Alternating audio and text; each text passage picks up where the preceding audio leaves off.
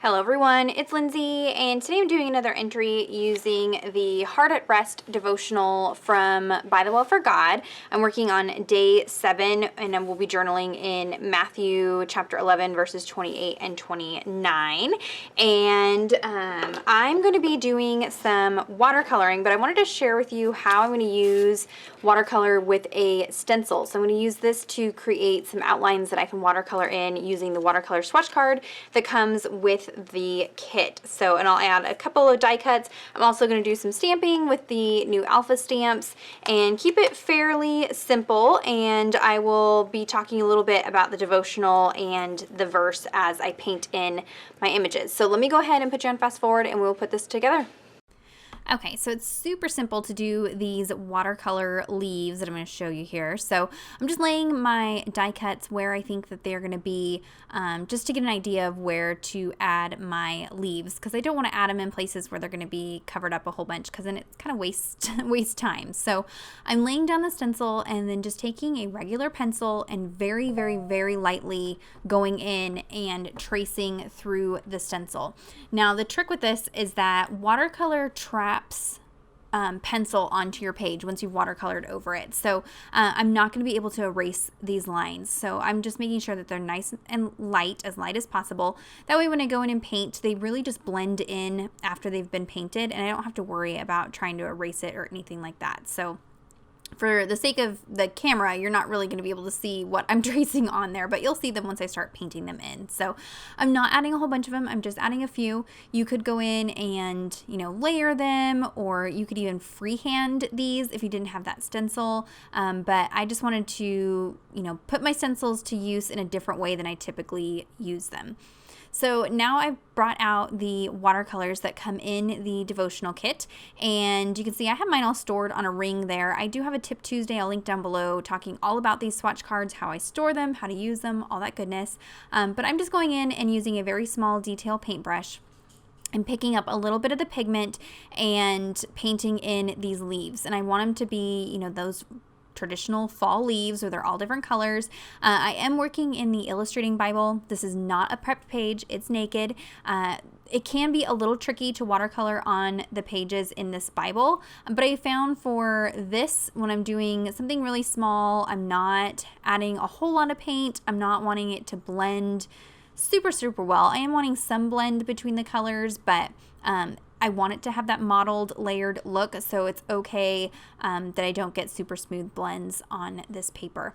If you've never watercolored on this paper, I've talked about it in the past before. It's like the fiber of the paper kind of grabs a hold of the paint and soaks it up really fast, and so you can't really move the paint around very easily. So it can be tricky if you're doing a whole lot of watercolor and trying to do, blending and techniques like that. But for something like this, for this project, it works just fine.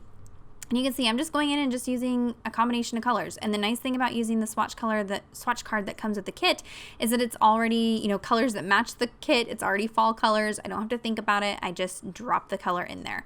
On some of the leaves, I do go in and add a layer of water first, like I'm going to do here. I'm just adding clean, clear water, and then I can go in and drop the color in. That does seem to help with the blending a little bit. So if you find that you're having difficulty blending, try adding water first and then dropping the color in there. And then I just kind of bounce back and forth between the leaves. As layers dry, I'm adding more and more layers to build up the intensity and depth of the color. But really, it's just a very, very simple process there. So while I'm doing that on screen, let's talk about the verse. Like I said, we're journaling in Matthew chapter 11, verses 28 and 29. It says, "Come to me, all who labor and are heavy laden, and I will give you rest. Take my yoke upon you and learn from me, for I am gentle and lowly in heart, and you will find rest for your souls."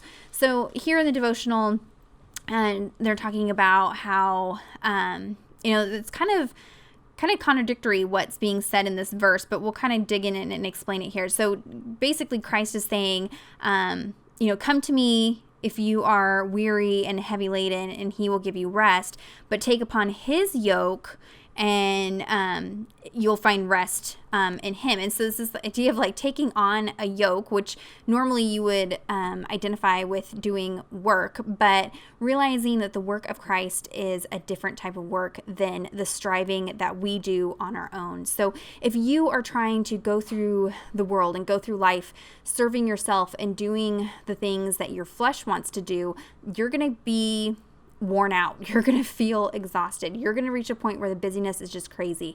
But if you have a peace in your heart because you have found your identity in Christ and have given your life over to him, then you are going to have just the state of peace in your heart and in your spirit. And so even with the busyness going on around you, you can find that rest in Christ. But not only that, but if you are seeking out his purpose and not your purpose. So if you're filling your life with busyness that is busyness from God rather than for your own glory and your own satisfaction, it's just a different kind of work. And so as you read some of the commentaries about these verses, it talks about this word yoke and the historical significance of that. During that time, they would put a yoke on oxen or, cows or whatever, but usually oxen. And they are actually custom fitted. They were custom designed for that specific ox it was going to be on.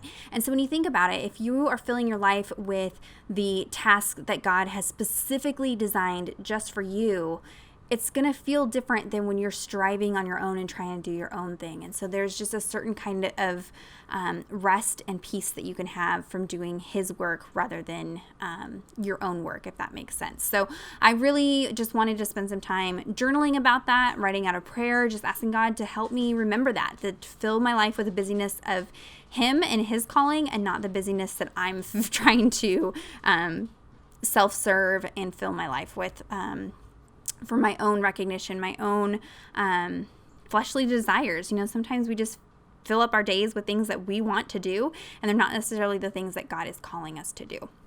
So I'm going in here and just filling in, once those were painted, I'm just adding those die cut pieces, and I added a few clear stickers just to bring in a little bit more color because I had that big blue flower at the top but didn't have blue anywhere else. So I pulled in the clear stickers to pull in a little bit of that blue towards the bottom of the page. But you can see it was just some little bit of embellishment. That way I'm leaving myself a big chunk of room right in the center for my title and for my prayer. So for the title, I'm pulling out those new Elemental Alpha stamps. There is the 1 and 2. So 1 is the outline, 2 is this piece, the solid. And there's a bunch of different ways that you can layer these up. I'm going to go in with the solid pieces first. I'm going to ink them up with some Distress Oxide ink in Victorian Velvet. I know this is not one of the colors that I had in the swatch colors that I picked out, but I felt like it matched that die cut piece down at the bottom that says A Heart at Rest. So that's why I went with that color. But I've loaded up all the stamps onto my block. I'm sorry if you can hear my washing machine in the background. That's just hashtag mom life, laundry going on all the time. So once I've got that stamped down with the solid, now I can go in with the outline. I'm going to cut a lot of this out because you're going to get the back of my head a bunch. Because basically I'm just getting right over the top of it and stamping the outline pieces one at a time over the top of that. And you can see that just perfectly fits over the solid image. So my title is going to say Rest in His Purpose. So I'm going to mix in some of these Scripty Alpha stamps. I love these. These are a favorite of mine. I do believe they have some of them back in stock at ByTheWell4God, so definitely check out the stamp sets. I will have them linked down below.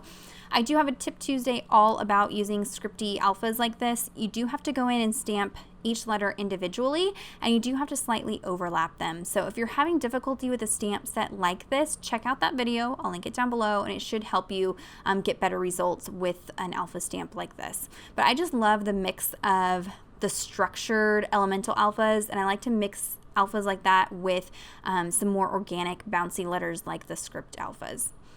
Went ahead and stamped out the word purpose the exact same way as the word rest. Again, lots in the back of my head, so I cut it out. Added my journaling. I'm going to add a little bow clippy at the top there. Highlight my verse with a brush marker, and again, that's Matthew chapter 11, verses 28 and 29. And that is going to be it for the entry. So you can see no real bleed through, no issues. Pretty simple. If you have any questions or comments, be sure to leave those down below. Check out the description box for links to everything that I used today. Give this video a thumbs up if you enjoyed it, and subscribe to my channel if you're not already subscribed. As you're watching this on the 21st of October, the newest devotional kit from ByTheWell4God just released for pre-sale. So definitely head on over and check that out if you haven't already. And until next time, thank you so much. Bye-bye.